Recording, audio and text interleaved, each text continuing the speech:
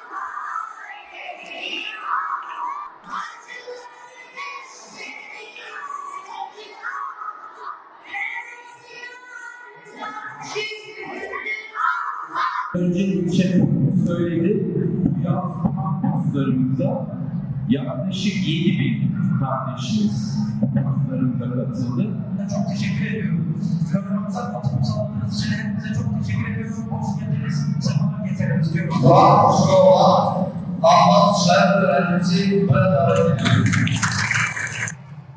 Allah'ın lütfu ve inayetiyle ilk yaz programı kapanış programının daha sonuna geliyoruz. Bizleri Kur'an kursuna, camiye kursuna, Kur'an kursuyla buluşturan Allah'ın şerefine olsun.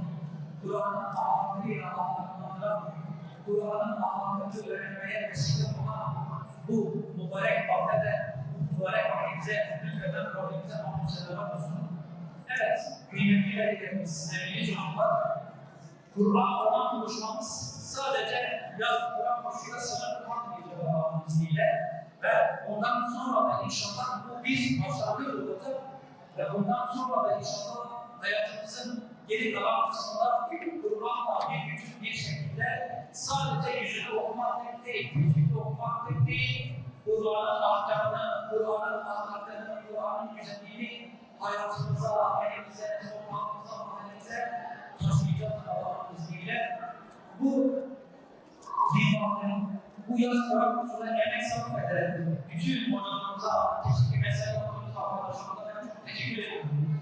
Düşmanın her adresinde sabah erkenden kalkıp kursa gidip öğrencilerle buluşan, onları Kur'an kursuna bağlamak için, camide tutmak için bir türlü etkinlik hazırlayan şu yapan masaya hocalarımıza ben çok teşekkür ediyorum. Kurslarımızı sadece onu öğrenmeyen yerler olarak görmemek lazım.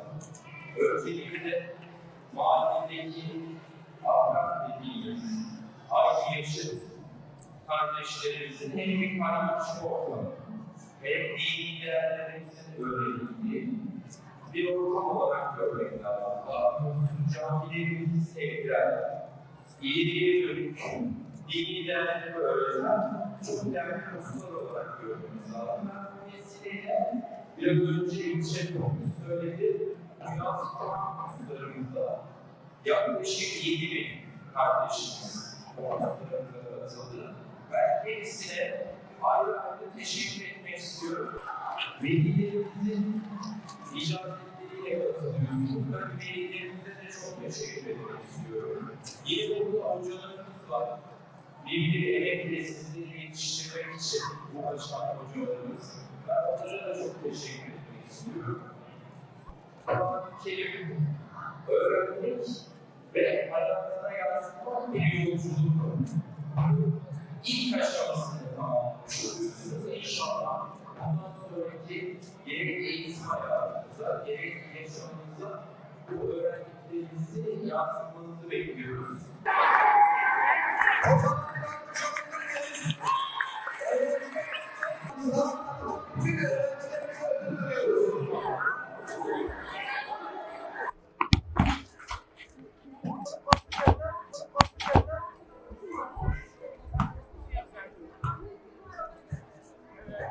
Gençler. Dışarıdaki etkinliklere yalnız yavaş kimseye zarar vermeyin. Hocalarım siz orada çocuklar gelmesin.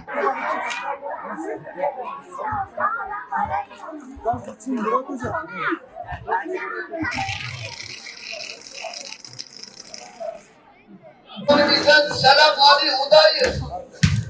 Hazreti Lokman Camii'nden Melek Rezora.